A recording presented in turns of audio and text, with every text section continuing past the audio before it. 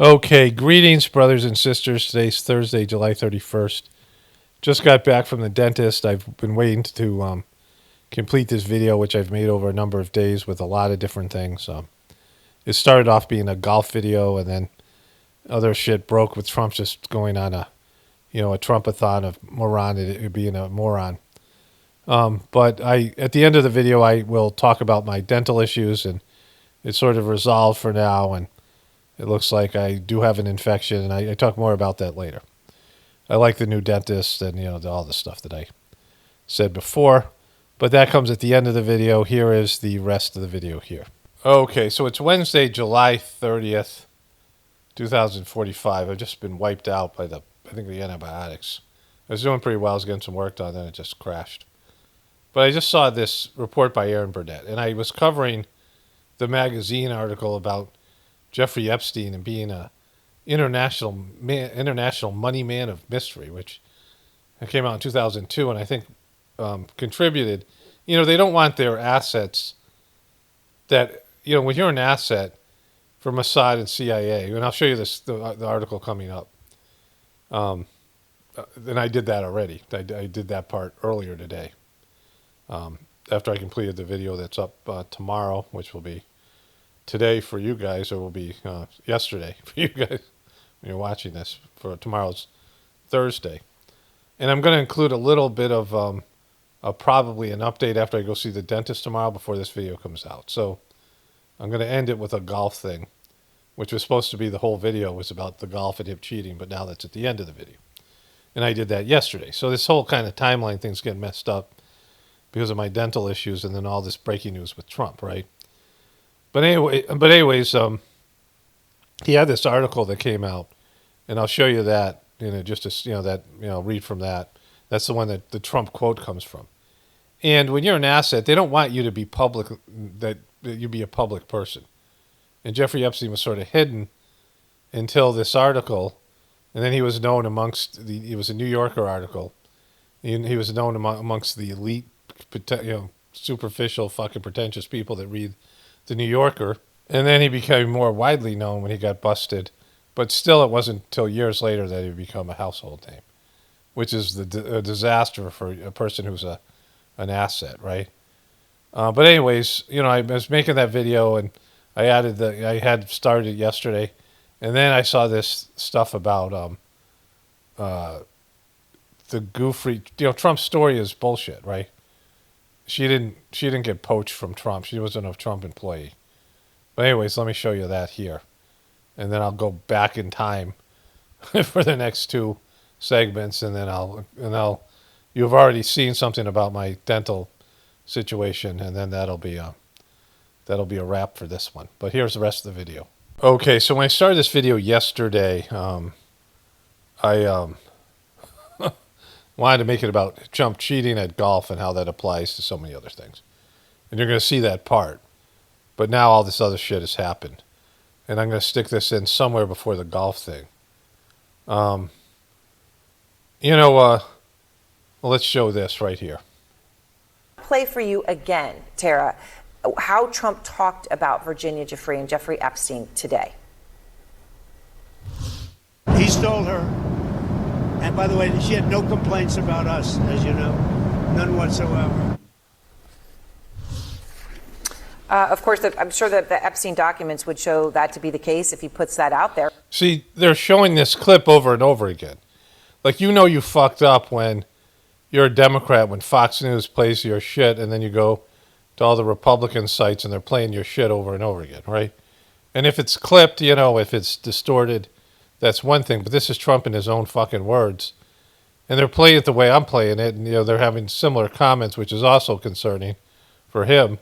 Right? Because, they don't have to bullshit anymore. He's like hanging himself. But this gets interesting here.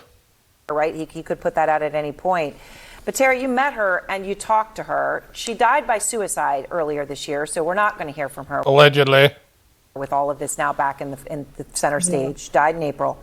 What's your reaction to what he said? I think it's disgusting. He's talking about stealing a person like they're a Rolex. I think she would be horrified if she was alive to hear that. And I didn't just talk with Virginia. We traveled all over the country together, reporting her story, corroborating it, because so many people have tried to discredit her for so many years since 2011, since she so bravely came out and told it. And I found her to be very credible.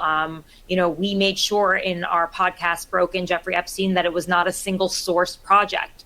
And we found witnesses to help corroborate her story, which sounds so heinous, to be a sex slave for 2 years, that no one could actually believe it. And it's... So let's talk about that first. Now, she might be an operative. She could be, who knows what she was, right? Like, who knows how, whatever the story is. If it's a controlled thing, or I don't think it is so much, because the first part about this is you have to realize that Jeffrey Epstein got a deal in which he did really basically, daycare level fucking jail time, where he got to leave 12 hours a day and do work. And so, he slept there. He slept in prison. And he was then given immunity, as were all of his clients, to any further prosecution, which is astounding, right? It's unbelievable. And the reason he got that still applies to all these people, right? The reason he got that, they're not wanting whoever and whatever agencies were being protected. CNN and MSNBC and Fox and Trump and all these people want that protected. Some people want their personal protection, like Trump. But then there's the reason why you're not getting all the information of what Jeffrey Epstein was, and if this story's real, whatever it is, right? Because he was given a cushy deal for a reason. But in all that, they're going for the jugular here for Trump. Like, this has become all about Trump. And if they don't release the files, and Trump keeps on talking, like, Jesus Christ, and burying himself, again, like, nothing's going to happen. This is going to change anything. But the other thing is, if they told you the truth, this is why most people can't handle the truth. Because if they told you the truth, which is a sickness, like, one level of the truth is this, that there's a sickness that happens with wealth and success. So every person out there that wants to be a fucking millionaire and a billionaire, wants to be famous, wants to be a celebrity, wants to be, whatever, in front of people, wants this kind of power and success. If they realize that you start becoming a fucking creep and a pedophile and an asshole, just, not even an asshole, like just a horrible person. Like, you just selfish and self-indulgent and paranoid and entitled, and just every bad quality, like every really bad quality becomes emboldened. This idea of some scaras that are looking for the right environment to flower. And when you're just a humble, ordinary person doing, hard day's work and having a family, and you don't have the option to do what these people are doing, you don't have an option to explore these possible parts of yourself. But when you become rich and powerful, the energy that goes through you, the power that you have, makes these things come to life. And that all these people are into weird shit, eyes wide shut, weird shit. And so that blows up the whole American dream and everything, because you realize, oh, I'm working to become richer and, this and that, whatever, all this stuff about, to be upper echelon of our society. And when you reach that level, you become a demon. You become a decadent, deviant person. And so, it's across the board. It's a rare person who can be a saint, a spiritual person, and have this kind of money and power. And even spiritual people who rise up to high levels fall. And, even Jesus and these other people that are famous, they had their issues, because it just happens. And it's a sad state of affairs for human nature, right? That when you, get power and you get into a situation like this or whatever, where people are, you're a king, or you're a, politician, you're a spiritual being or something, and, you go south and you become demonic. Like, nobody wants to hear that shit, right? They just want to blame certain groups of people. Oh, they're the ones. They're the only ones who are bad. And but if you're saying that the elite suck, that means that when you become an elite, you suck. That it turns you into a bad person. And so that means our whole system has to fucking go, right? And so, but the fact that this this woman has to have corroborating sources is because when people said, when this Virginia Giuffre said, it was Prince Andrew, fine, nobody gives a shit about that fuck, right? Yeah, those British suck, whatever people say, Oh, Bill Clinton? Well, now I'm a Democrat. That can't be true. Oh, Donald Trump, then it's true, right? Because it's all subjective. When somebody comes out as a whistleblower, you only believe them if you agree with your worldview. And that's another, thing that shows you how bad things are. Sad to me that in her death, she couldn't be there to say her experience with Donald Trump, which actually is not a terrible one, but that he's using her right now for political purposes. And she hoped that he would help her, actually. She did. Okay, so what did she say to you about him, right? I mean, he's saying, okay, she worked at the spa. At the time she was 16 or 17. Epstein hires her. Epstein obviously is just, I want to be clear here, is not in the hospitality business. So why he's hiring a 16 or 17-year-old masseuse from a spa, I'm just going to put that out there. But what did she tell you about Trump? Since we don't have the Epstein files, at least she talked to you. Right. I mean, so you can see here, watch this. Aaron Burnett, this guy's sitting next to her. Her hand, this hand on this shoulder, is going to show up here. Epstein files, at least she talked to you.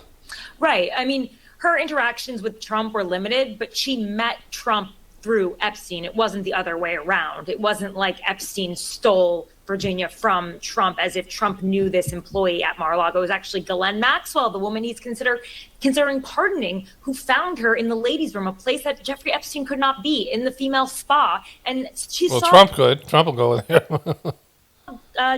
Virginia reading a book on how to become a masseuse, and she said, I want to become a masseuse, and she said, let me take you, I'll teach you how to be a masseuse. You can be a traveling masseuse for a wealthy man. Then she brought her back to Jeffrey's home, and she was the one who took off Virginia's clothes and molested her, and this is the woman they're considering pardoning. But yeah, Virginia met Trump through Jeffrey, and that is how. So again, Trump's story isn't even straight here.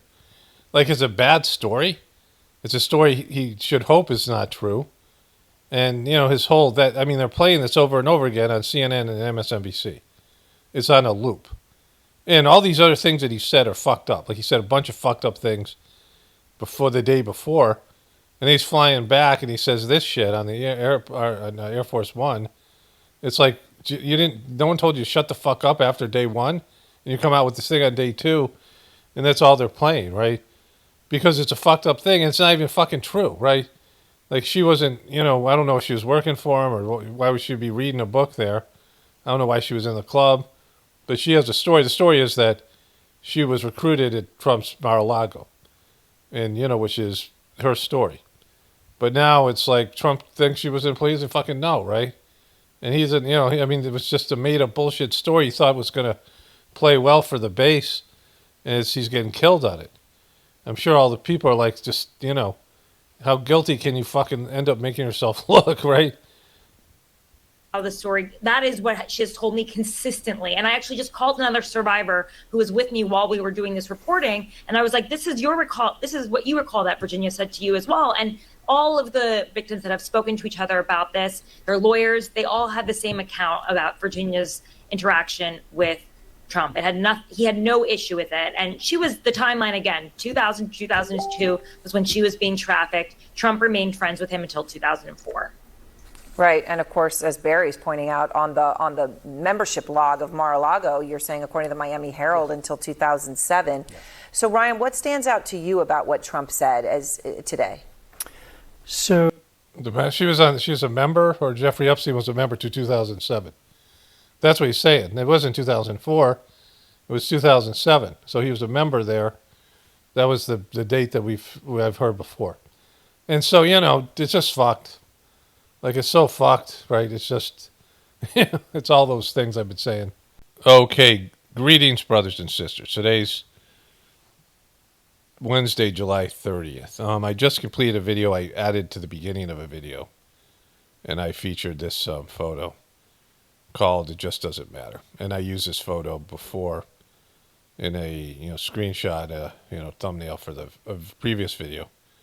Now, this is the article from the New Yorker. If you don't know what the New Yorker is, it's a well-regarded news publication for like rich, elitist, pretentious people, educated people, money people.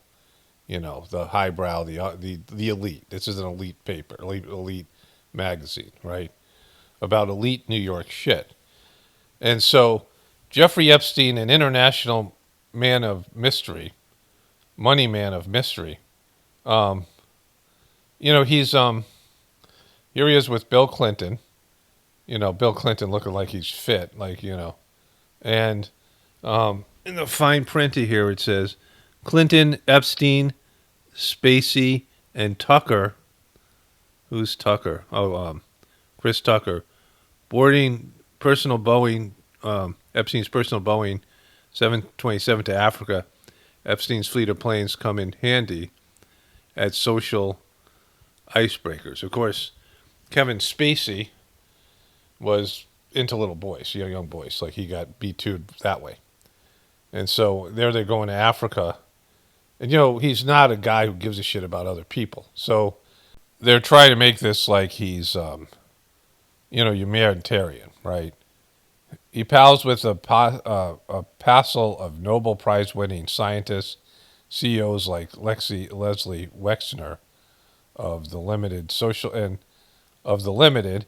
and socialite Ghislaine Maxwell, even Donald Trump.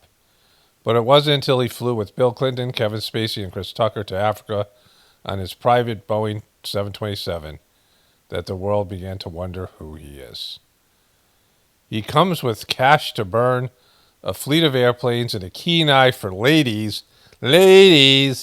girls really, to say nothing of his relentless brain that challenges Nobel Prize-winning scientists across the country, and for financial markets around the world.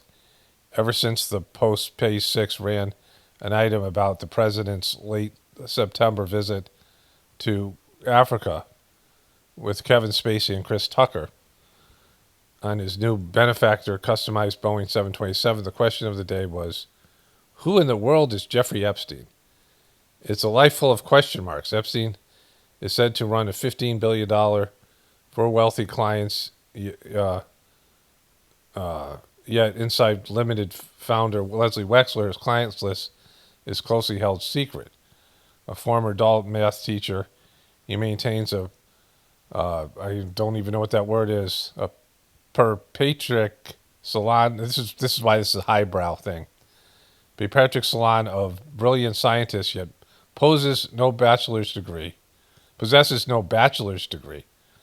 right? So this guy dropped out of college. He possesses no bachelor's degree. For more than 10 years, he's linked to Manhattan's socialite figure Ghislaine Maxwell, daughter of the mysteriously deceased media titan Robert Maxwell. This guy, right? Yet he lives the life. He was featured in, I think this guy was featured in the movie Tetris. I'm not sure. I can look that up. He lives the life of a bachelor, logging 600 hours a year on various planes as he scours the world for investment opportunities. He owns what said to me Manhattan's largest private house. It runs his business from a 100-acre private island in St. Thomas. So there's all those kind of things, right? Then there's the quotes, right? This is where that quote comes from Trump, somewhere down here. I've known Jeffrey for 15 years. Epstein likes to tell people that he's a loner, a man who's never been touched alcohol or drugs, and whose nightlife is far from energetic. And yet if you talk to Donald Trump, a different Jeff Epstein emerges. I've known Jeff for 15 years. Terrific guy, Trump booms from his speakerphone. He's a lot of fun to be with. It's even said he likes beautiful women as much as I do, and many of them on the younger side. No doubt about it. Jeffrey enjoys his social life. But beautiful women are only a part of it, because here's the thing about Epstein. As some collect butterflies, he collects beautiful minds. And so they're trying to make this thing about something else. And Jeffrey Epstein, his big claim to fame was the fucking Lolita Express and the whole thing, right? This whatever it is. And so, the New Yorker is giving this guy this is a nice puff piece. They're talking about him as some great guy. And, and we know that what he is, right? And this is 2002, 2004. Trump is going to have a breakup with him. 2007, he's going to be in jail. And so, this is, everything you need to know. These people were all on board with it, right? They're all on board, like I was saying in my video. This was just something that rich guys got to do. Woody Allen marrying his wife's adopted daughter. These rich men were able to do these things. And, they live in a different world with models and, eyes wide shut stuff, right? And, Trump, when he's talking about them, Trump says he had permission to do these things. He could go up and grab women by the pussy. He could go, rape a 15-year-old girl, right? Sexually abuse a 15-year-old girl because that's what they get away with. And, this New Yorker and these people, this is the world they live in. These people with money and power and things like this. Except, this one went public somehow, and they can't put this one back in the box, and it has ties to the CIA and the Mossad and these other things. So let me switch over to voiceover here. So I really don't have much more to update about my health. I'm probably going to have to do a voiceover at the end of this thing because this is going to go up, I think, on Friday. And I don't see the dentist till Thursday, the other dentist, so I'll have more information about that. Right after I get done organizing this upcoming video, I'm going to check comments. People read comments. Some of them sent me an email about it, and so I got to respond to all those things. I feel better today than today's Wednesday, but to you guys it's Friday. And so, anyways, what I want to say at the beginning of this thing, and I think I've talked about this in a way, but not probably as clear as I'm going to talk about it here. I just uploaded a video. I re-uploaded a video called "It Just Doesn't Fucking Matter," and the reason why it just doesn't fucking matter is because Joe Biden was clearly senile, right? And he was a piece of shit before that. And, he had these video clips of him swearing in senators because he was the head of the Senate because he was vice president. And so he was swearing in all these senators. And he took the opportunity to glom on women and children, girls and women mostly, and just, snoozle and sniff and grope and even kiss and be creepy with these young girls and their and moms and wives and mothers and of these senators, right? And he put himself in this position, through his politics, but I talked about this in this other video, how these creeps will put themselves in the power position. And he just looked really creepy. It's a sexual abuse called Fertage. And he was in a situation where it's a happy day for these people, especially first-time senators that are being sworn in, right? Like it's a big day for them. They're being sworn into their important job, and their whole family and these kids are coming up to Washington, D.C., sometimes from these rural states. It's like a huge day. It's like a big celebratory day, and nobody wants to wreck the fun. And here comes this groper, right? And the mainstream media picked up on it. CNN picked up on it. David Letterman made a bit about it. Jon Stewart did a thing called The Audacity of Grope and him doing this.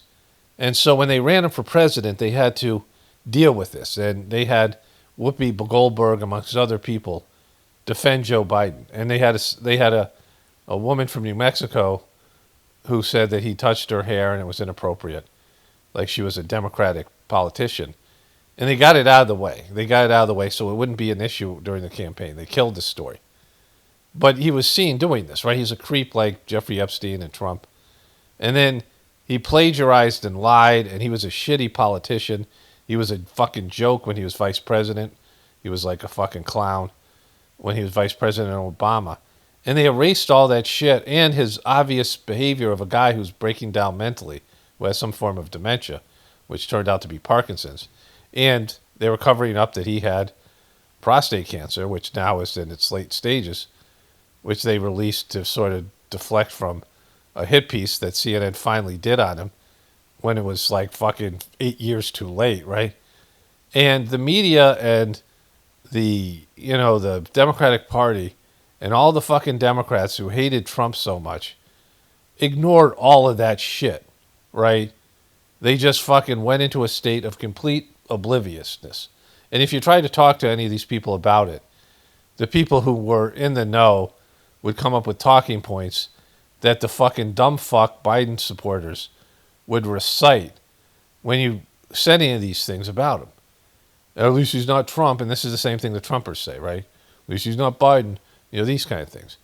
And they ignored all this stuff, that this piece of shit would be a quality leader. And the Trumpers did the same thing with Trump. These dumb fuck Trumpers. And they're ignoring now his ties with Jeffrey Epstein, but all the rest of it. He's a selfish, narcissistic, failed businessman, a bankrupter who everything he touches turns to shit. And he's, just a disaster. And that's all you need to know about America, because the majority of people, and if we, the people who don't vote because of the left-right paradigm, all of us are excluded from, this next comment. But anybody who doesn't vote and isn't because of the, left-right paradigm, it's because they can't be bothered to vote. Well, they're even more dumb fucks than the dumb fucks that are participating in their democracy. They can't be bothered to participate in their government, right? Like, we know that participation is worthless, so it doesn't include us, because we're not voting because we know it doesn't matter. But they don't know that. They're just doing it because they don't care. And so you have a population that the people who did vote voted in Biden and then Trump. And whether you say it was rigged, then they voted in Trump twice, and Biden had a lot of support, amongst the Democrats. So there's no excuse for any of that, right? There just isn't. You can't excuse that. It's just inexcusable. You can't excuse what Biden did and what he was, and you can't excuse what Trump did and was, and the people that just went along with it. You can't excuse them. Like, you just fucking can't. You can't say, well, that they were okay. That what they did is okay. Them supporting Trump was okay. Them supporting Biden was okay. Because it's not. And everything that happens to us, everything that happens in this country, you can blame, as much as people want to blame the elite and all these other, ruling people, all of us participated in one way or another in the system.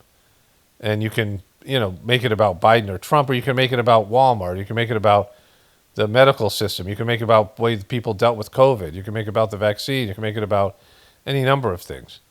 That people do self-destructive, stupid shit. They don't care about it, and they don't want to know about it. They want to stick their heads in the sand. They don't want consciousness. They want to disconnect themselves from life. They've given up. They're beaten down. They're broken. They're unnatural, and they're disconnected from God. The family's decimated. And so there's nothing to save here. You can blame it all on the elite, sure. A weak person could do that. That's what lots of truthers do. Oh, it's the elite. Oh, it's the elite. Well, yeah, but what are you doing with your life, right? What are you doing to make the world a better place? The Sajmark teaching is that at the very bare minimum, a very bare minimum of success of a human life is you leave the place better than you found it. And a lot of that has to do with your consciousness and the energy and the thoughts you have and all these things, the positive energy you leave behind, right? Even more so than material life, but that also counts. That you made the world a better place by your existence. You brightened the world a little bit. In a dark world, you lit it up a little bit with your love for God and your, the work you did and all these things, right? That's bare minimum. And almost nobody can claim that, legitimately, that they've made the world a better place. I mean, there's some people that do, and there's people think about the people you know, put them in a category where the people that you think made the world a better place. And some of it's going to be prejudicial on your side. Some people are making the world a better place. You just don't like them. But the people that you know of, and people in politics and all these things, and most of them are just parasites sucking energy and resources up and shitting out toxins. And, they're fucking they're making the world worse, the majority of people.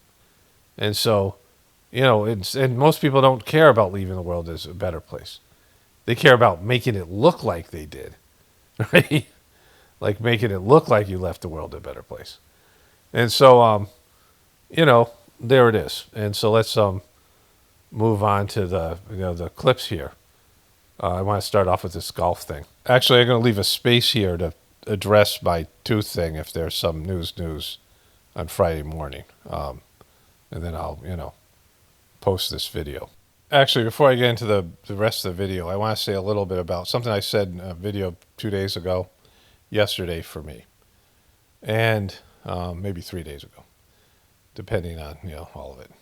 So I said this thing about Trump has the right to remain silent, right? And what I said was that it's a little secret for everyone. When you get accused of something that you think by talking you're going to convince people, whether you're accused and you did something and you were justifying what you did, or you're trying to lie your way out of what you did, or you didn't do it at all, that most of the stuff that the accuser cares about is about them. And they don't care about what you're saying. They're just going to believe whatever they believe, right? But in the legal statement, I'm not talking just about cops and legal stuff, because it's more, and most people, that's never going to be a thing. At least, most of the time, right? It's a one-time, interaction with cops or something. But most people, this is about people in your life, or just people in general, and the internet, anywhere in life, where there's an accusation of stuff that you've done. And in the legal world, it's you have the right to remain silent. Right? You don't have to talk. Like in other countries, you have to talk. I've been watching these. I watched this goofy Indian movie called the TV show called The Mandela Murders, and it's just like really bad, like all these Indian things are. There's 2 Indian movies that I've watched that are good. One is called The Lunchbox, which is just a sublime, masterful movie. Obviously made for smart people. And the other one's called Lagan, which is more of a big kind of film, but still good. Even the music is kind of cool. Like, it's just, the music and I can handle the music and dancing in it. It's a long movie, and I've watched it a couple times. But most of their stuff is targeted for real simple minds and dumb people, right? I mean, really bad. And occasionally Netflix recommends one of these shows. I watch a lot of these foreign shows. And they're usually kind of bad, but I like seeing the cultural stuff, the cultural differences. And in every show that I've seen involving police, the police beat the shit out of certain people based on their caste. So they slap them, they beat them if they don't talk. I mean, there's just out and out torturing them. My wife was like walking by us watching it, and she said, I've showed her bits and pieces, we were laughing at it. And this cop takes this guy and he holds him face to the wall and just pushes him against the wall and walks forward. I'm like, that guy's a cop, right? Like, the police brutality is not a thing there. And the cops all have these goofy mustaches, right? But in America, you have the right to remain silent. And you can sit there and say, I want a lawyer. And this guy, Michael Rappaport, who's a liberal piece of crap, that Trump hater, but then ended up liking Trump at the end, I don't know what it was. But he had this PSA he did with a couple of lawyers, and he kept on saying, shut the fuck up. They would say, if they ask you this, and he would say, shut the fuck up. Because you have the right to remain silent. Anything you say can and will be used against you. And so they're not looking for you to convince them that you're innocent. They're looking for you to incriminate yourself. And so you could slip up and say something or misspeak or whatever and implicate yourself. And the more you talk and the more you feel like, they're looking at you with guilty eyes. I mean, this is in life. Even though you're not guilty, you end up sounding guilty. And it's like, it's their thing, right? And you got to understand it's their thing. Like, whatever it is in life. I'm not talking just about police, but, police are corrupt often, and the district attorney's just a fucking lawyer, and they're all, looking to, close cases and, whatever they're looking to do. Maybe they don't like you, whatever it might be. But in your personal life, it's like somebody accuses you of being an anti-vaxxer. And you're like, well, actually, like, fucking, no, the person already is unwilling to accept your version of what you think about the vaccine, or anything. You're just dealing with truther things, right? I gave an example of this girl that I was set up with kind of with for my brother and his ex-wife, and she we went out, and then she came to my apartment, and saw me with another girl. Like I was working. Like, she made up this story in her own mind because she had been cheated on, right? So she wanted to see all guys as cheaters, right?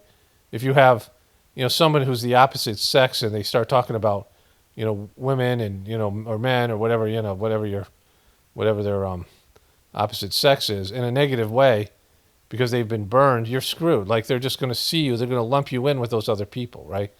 And the funny thing is, like I wasn't dating another girl because I was like incapable of a relationship back then. It would be years before I could have a long-term relationship. And so, she's accusing me of something I wasn't capable of, right? And I certainly wasn't capable of cheating because that would stress the shit out of me. Like I had friends who were cheaters. And it's just so stressful. I was like, why are you doing this to yourself, right? Like cheaters are trying to balance all these different fucking lies and stories. And, it's like you're living this you're just waiting to get exposed as a piece of shit, right?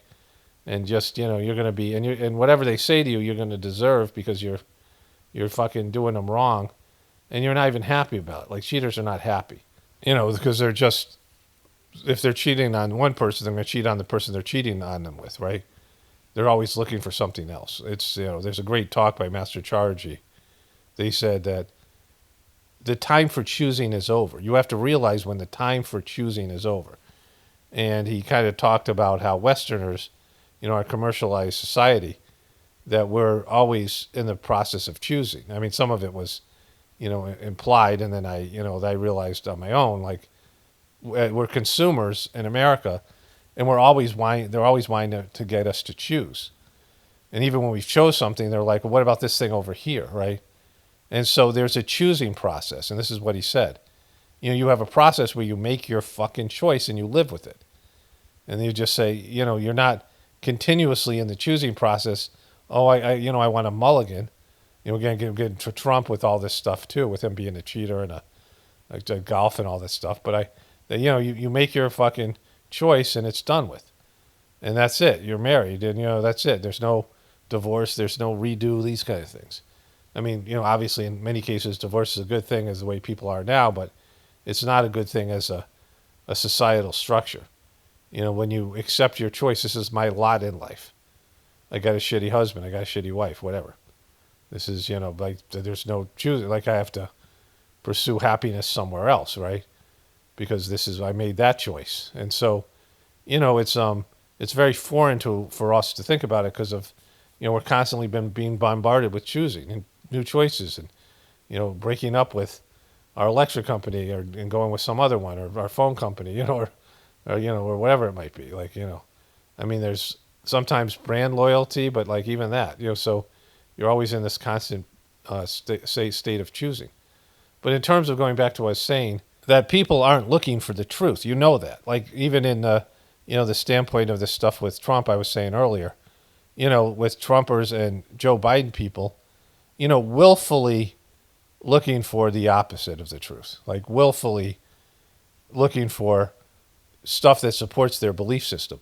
And if they hate you, like they hate Trump, well, then he's guilty of everything. Everything he's accused of, he's guilty of, even if there's no evidence supporting it.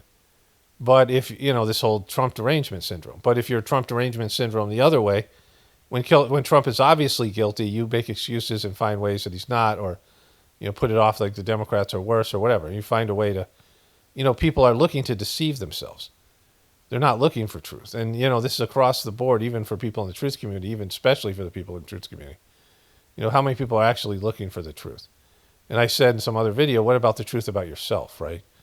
Why aren't you looking for that? Why aren't you looking for ways to improve yourself and getting the feedback of, what a piece of shit you are, instead of trying to find out what a piece of shit Jeffrey Epstein is, right? And so, people aren't pursuing the truth, so there's no reason to even pretend that they are. Like, they're not, they're gonna look at you one way or another based on their preferences, based on whatever they want to believe.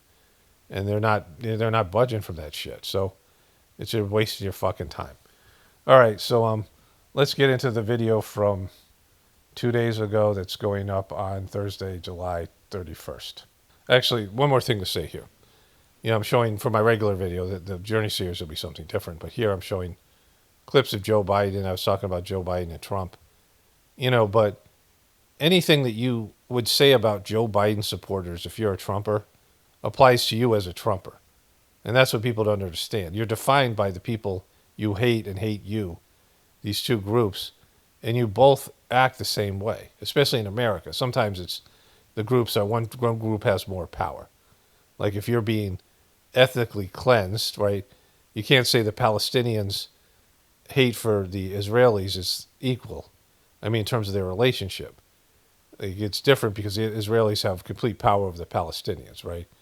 And so the hatred for them is about abuser and abused, but still there's a tie between that. Victim and abuser, the victim has their own, you have to take responsibility for why you're in that situation because it's a samskaric-based thing. So people who love to feel like a victim. So even that, is a little bit different. But when people are on equal footing, there's a right and a left, and they both have power. Sometimes, Republicans have more power now. The Democrats will have more power in the future. But in general, there's, it's on equal footing. And everything that the Joe Biden people do and believe, all the Democrats believe about Trump and you, the way they're being, and you can so easily see how fucked up they are. But that's exactly how you are as well. They can see that as you as Trumpers. You're both fucked. Like, look at the Biden people and go, that's you. You're looking in the fucking mirror, right? If you're a Trumper, you're looking in the fucking mirror, right? And so, this is like another key thing to understand about it. Everything, when people hate something, it's that they hate that within themselves. And so they always hate people that have qualities that they themselves detest in themselves, but they don't want to change themselves. They want to change things that are outside of them. They don't want to get rid of the hatred inside of them, so they put it on somebody else. The hatred, it's your hatred. I say this all the time. It's in our Sajmark teaching. You can cast out the hatred inside of you, right? So that's where people, you have to look inside to really find the truth. That's the whole thing.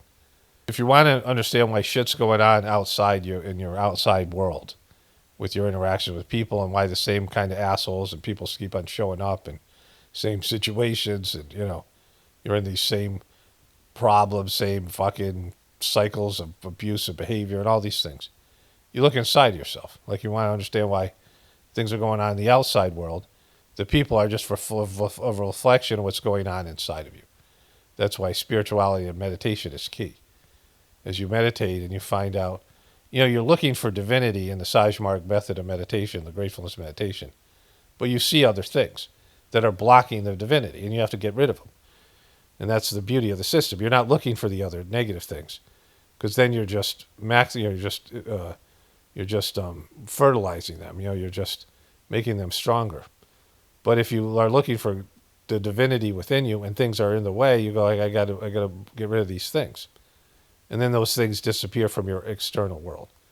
You get rid of the hatred inside of you, and all the people and the kind of people you hate disappear because you don't have them. So you're not drawing those people to you. And so, anyways, just a little extra thing here. Let's get into the video clips I took yesterday. Today's Wednesday, July 30th. I was doing this. Let's get into the golf thing here. Okay, so this is the 29th of July on Tuesday. This video won't be up till, I believe, on Thursday or Friday. I'm not sure which. It's probably Thursday. And so, Friday. And so, this was I've been taking the antibiotics, and I'll probably have an update that you've already heard about my teeth.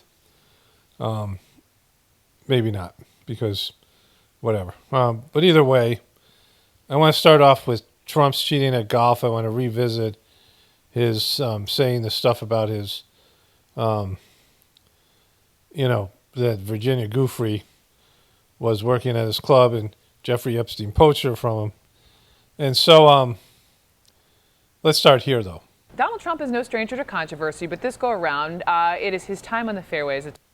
Donald Trump is no stranger to controversy, but this go around, it is his time on the fairways that's raising eyebrows. The Republican president, Brooke Baldwin, candidate, had tweeted, quote, "I don't know Samuel L. Jackson. To the best of my knowledge, haven't played golf with him and think he does too many TV commercials. Boring, not a fan." Trump is referencing an interview that Samuel L. Jackson did initially with United Airlines Rhapsody magazine, where he said that Trump isn't trustworthy on the course.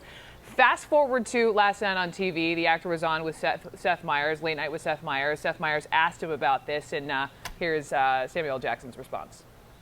You claim right here you have met him. Yeah, I met him a lot. You've played golf with him. I played golf with him. He I claims- actually played golf with him with Anthony Anderson one day. Gotcha. And we were all playing together, and we clearly saw him hook a ball into a lake at Trump National in Jersey. And his caddy told him he found it. Now, was the caddy soaking wet when he said this? No, he was not.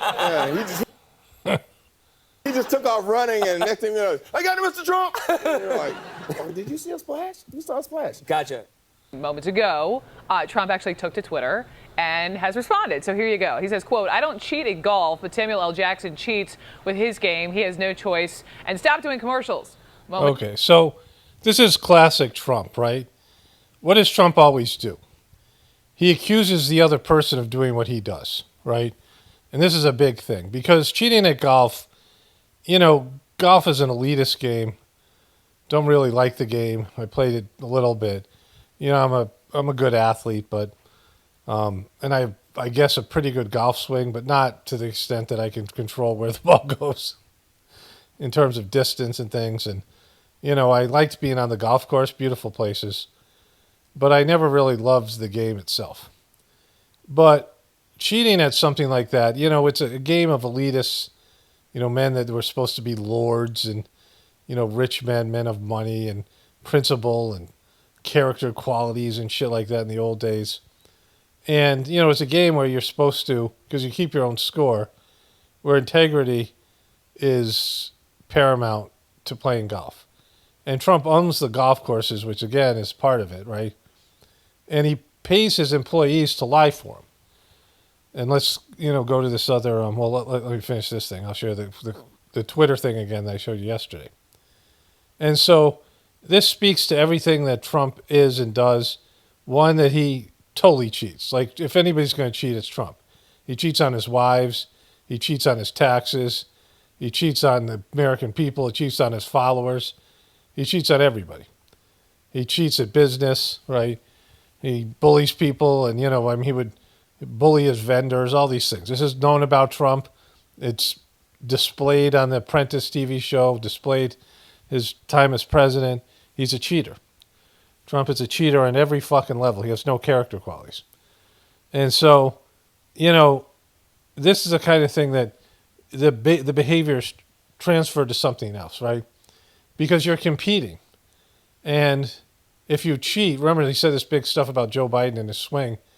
If you cheat, it just wrecks the game, right? It's a game of honor. If somebody's cheating like that, it's like, who wants to play with somebody like that, right? Like he's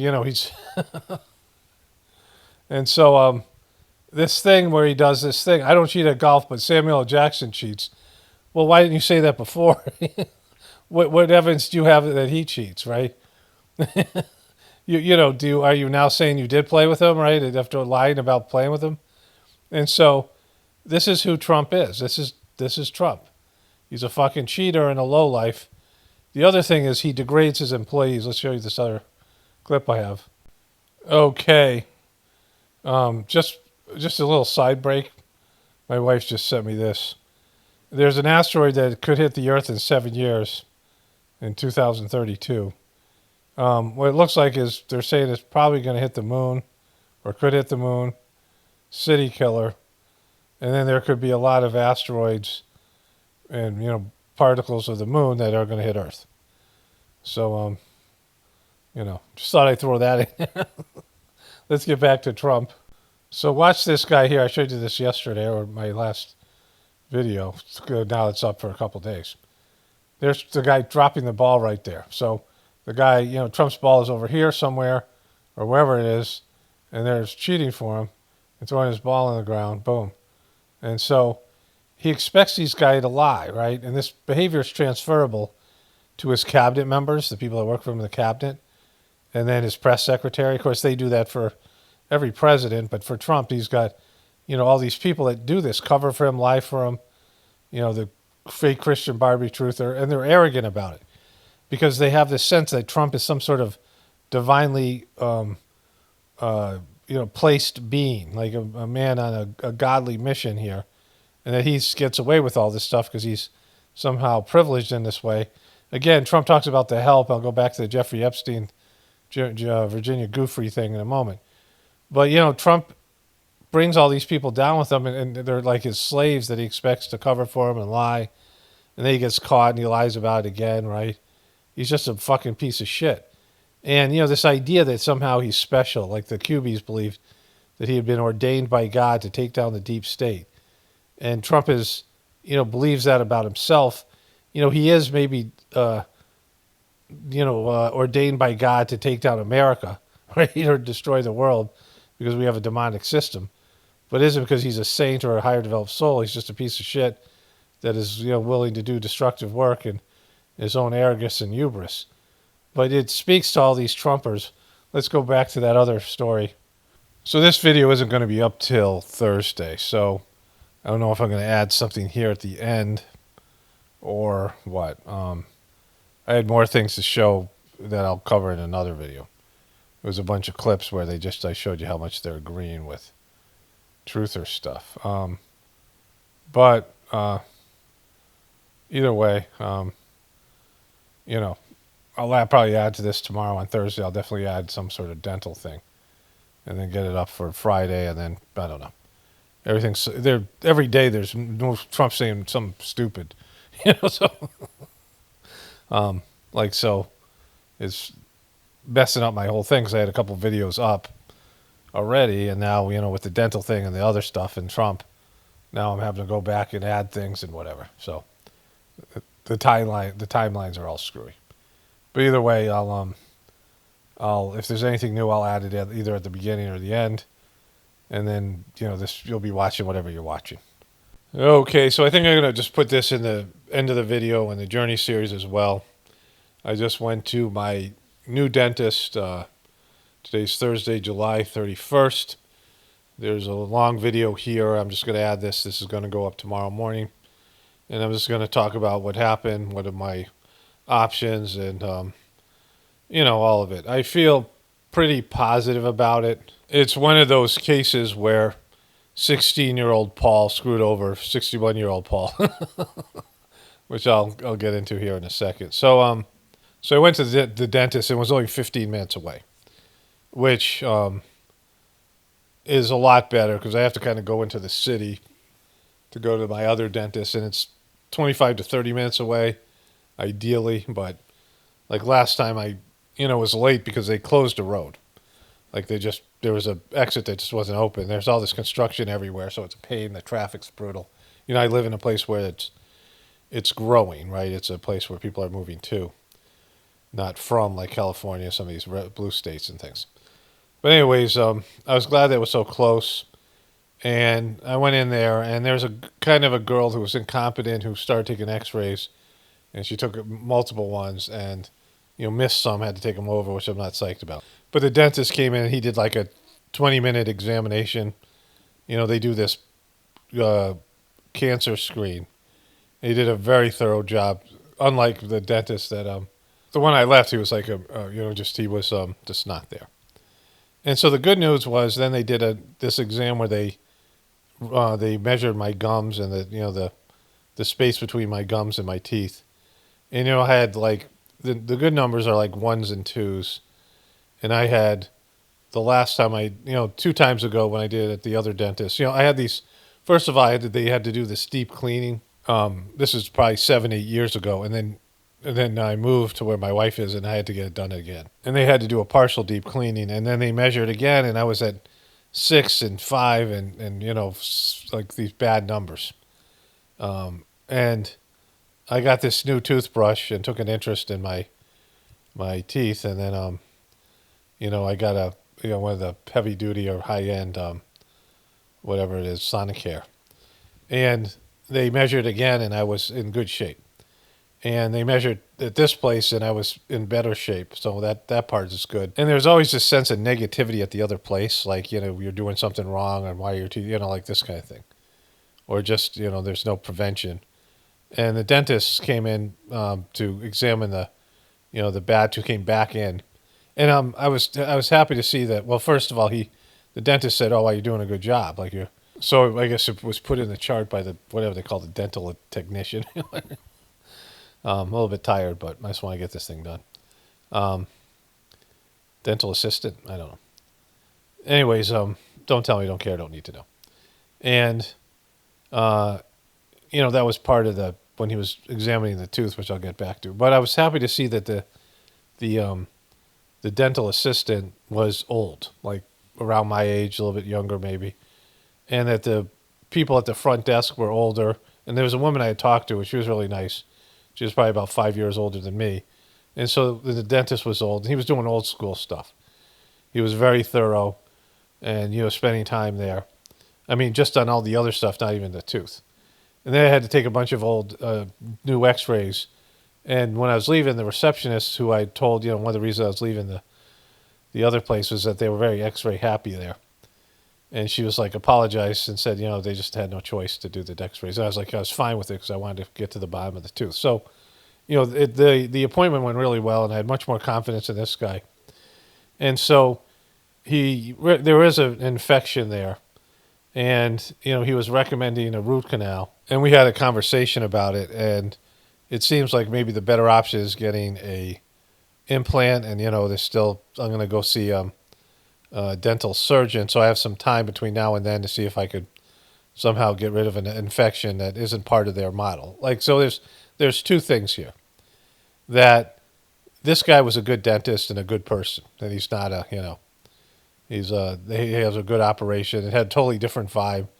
The other place, they had all young dental technicians, whatever they're called. They have all these younger women, and they don't last long. So they're girls that are coming out of dental school 6 months ago or 2 months ago, and now they go to this dentist and they work for about 6-8 months, and then they're gone to somewhere else. So you can see that this guy had, women there that probably worked there 30, 40 years. And he's, an older guy, so, he's probably going to retire soon, which sucks, but he's running a better place there. They just had a better vibe. And with, the other dentist, he couldn't figure out what he was seeing because there was no reason for the infection. But he said, it was very past trauma, and I'd said that to one of the dental assistants or whatever. And, he said, you got into a car accident recently. I said, no, when I was 16. He was like, well, pretty recent. And I'm like, yeah, 45 years ago. And so when I was 16, I went to play golf with one of my buddies, and I didn't play golf that much. It was the summer. I shouldn't have been driving. I wasn't a good driver. I shouldn't have been driving on my own. My parents, I remember driving twice with my mom. And then I took driving school, which, I did okay with, but I only had 4 times driving the car with a guy, there with me, the driving school. It was part of this was a guy, I was, in high school, but this guy was an 8th grade teacher. And he came over and they did this as an extra little side gig for the school. The school had a driving school. And, you passed the written test and it prepared you for the driving test. And I was, an okay driver. And the DMV was, the driver, the Department of Motor Vehicles was, in another small little town, a much smaller town than I lived in. And it was like 45 minutes away, half hour away. And I went there and I was driving with this old guy. And I told him what town I was from. He asked me where it's from. And I told him the town. He said, do you know this guy, Tim Sorgio? And I think I just mentioned this guy in a recent video. Tim Sorgio was, he would date, when he was a senior, he was a senior when I was a freshman. And he would date girls in my class, in the freshman class. And he was known as a real scumbag, just an icky looking guy, right? And so I said, yeah, that guy's a real scumbag. And I said this to a driving instructor. He dates underage girls. He dates, whatever it was, whatever terminology I used. And he said, yeah, that guy sucks, whatever. And an old guy, he didn't say he sucks, and so obviously this guy had a daughter or a granddaughter or a niece or somebody he knew of, and this guy had, basically sexually offended her or something. And so I passed my driving test when I was pretty sketchy. I could have passed, but I think that put me over the top. The guy was a lot more generous because I also agreed that Tim Sorgio was a scumbag. And so the other interesting part about this, Tim Sorgio was stabbed to death. And, it was in this very rural town of Simsbury, right, Connecticut, just a suburb in a state that's a suburb of New York and Boston. I mean, just, whatever. And there's some guy who we had built this half pipe in the woods from lumber from a tobacco barn that we had pilfered. And, there was some kids there that I got stoned with some different kids there. And there's a tall, skinny kid. He looked like the kind of burnout that would be in Fast Times at Ridgemont High or something, right? And he seemed like a sort of a passive guy. And he had bought some coke from this guy, Tim Sorgio, and he didn't have the money to pay him. And Tim Sorgio started to slap him around. And the guy pulled out a knife and stabbed him like 60 times. So I got stoned with a murderer. Pre-murderer, whatever. But the gist of the story was that I wasn't a great driver. Like, I just wasn't ready to drive. And I had a couple accidents. And one of the accidents, I was going to pick up my buddy, and we were going to go golfing. And it just had rained, but like it was like sunny out. The kind of summer rain where it rains like we happen to have that today. Except today it's cloudy. But, it's like a quick thunderstorm. And then the sun came out. And it was really hot. And the road had some oils on it. And I wasn't a good driver. And, I was coming up in a car going kind of quickly. I was going fast. And I slammed on the brakes, but the car slid. It hydroplaned. And I rear-ended a car. And I wasn't stoned at the time, but I had a bong in the back of the golf bag. Luckily, nobody found that. And when I hit the car, my face, there's no airbags back then, and my face hit the steering wheel, right above my teeth than above the lip. And, there's that little bit of skin between your, where your lip and your gums meet, like right in the front, between your two front teeth. And that was obliterated. Like that was... it was wrecked. That skin was just wrecked. That little skin there, and it was bleeding, and I must have killed that tooth during that time. And the dentist it just probably took this long for it to decay and to fall apart because it's a dead tooth, and they couldn't understand because there's no recent trauma. Nothing's happened recently, and so maybe I cut an elbow here or there. There's some other things that could have happened, but it was a long time ago when I used to play sports. And so, my parents' incompetence and my stupidity, because my parents should have drove with me more and I should have been a better driver. And that could have been avoided, but, because of that, now, so many years later, I have this tooth that's kind of basically dead. And now there's an infection there, so I have limited options. They have to take the tooth out or do a root canal, which I'm not going to get done. So, I go to see a specialist in about a month, and I'm resolved to, I know that now I've gotten older, there are going to be things that happen in my body where there'll be an organ failure here or something like this. They're just things that happen, and they're just they're going to happen because you die, right? Things happen. You start having things in your body start breaking down. That's already happening. I'm kind of lucky. I haven't had anything severe yet. And so this tooth is kind of the first big thing that I have to deal with. And some people have this at a much younger age. They have to get their root canals. I had lost one tooth. I've had one molar pulled because I didn't want to get a root canal in that. But this is a front tooth, so it's I got to do something with it. So if they do an implant, which it's a whole thing. We're just finding out about that. They put in what's called the flipper tooth. Somebody left a comment about this. They have to do a bone graft and some other things. So that sounds pretty extensive. So we'll see what happens. I don't think there's any chance. I mean, I'm doing some things to try to get rid of the infection, applying some, topical stuff that might be able to knock the infection out. But if that tooth is dead. But the other issue is that when the guy, he placed this thing that was cold on the tooth by the gum, and it hurt, like it was cold. I could feel the cold. And so, there's a nerve there that's working. And so that's fucked too. So I don't know if there's any other options. I mean, I'm a little bit wiped out, I think, from the antibiotics, and I've just been sort of tired ever since the gathering, which is sometimes after effects. But if it has to come out, I'd rather have it be done now while I'm younger and stronger and I can deal with all of the whole thing. But it's a long process, the whole implant thing, all these things. So But if this tooth is doomed and there's no way to really fix it, right? And it's, and then the infection will be, if it isn't now, it'll be in 2 years or whatever. So, and maybe, there'll be apocalyptic shit going on. I can't have there will be no access to the technology we have now. But anyway, so that's the update. I just want to, I think I stepped on that story a little bit. When the dental technician found out, I told her that I had 5 and 6s, and now they were 2s and 3s and a few 4s.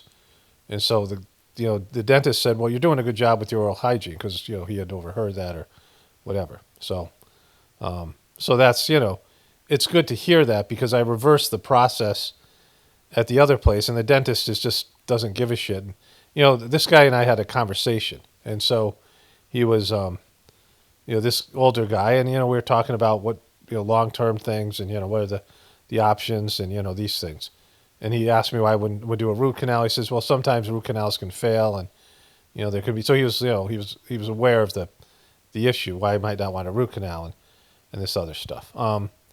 And so, I was, happier with this guy, and he's a healer. There's a difference between a healer, somebody who, is encouraging when you're working and doing things to avoid, dental issues by me, getting a new toothbrush and just taking more interest in my teeth, because, I could see it was like a thing that I was going to battle with, right? Whereas the other dentist and the other, place didn't really acknowledge it. There was one, dental technician who was there for a little longer. She's gone now at the other place. And she was, like, yeah, that's a good job. She was just talking about how these toothbrushes are amazing. But the other guy doesn't really like it, my old dentist, because that means less, money for them, because they're, it's for-profit medicine. And so that's the other issue, is that it's limited. They only know one thing. They don't know about any alternative type of healing and these things. So, I still have to navigate this thing going forward, and maybe there could be some, I don't know, miracle. I don't think that that's probably going to happen. It's probably for the best that I get the thing taken care of now, rather than wait. And, if the infection keeps on coming back, I mean, it could be a long-term problem and then cause other health issues. But, like I said, I felt mostly positive about it. And, this is just some of the things you have to deal with. Anyways, that's it for this one. Only spirituality will save this world. It's Paul Romano, definitely born to the apocalypse. In the ascension, everyone have a blessed day and be grateful.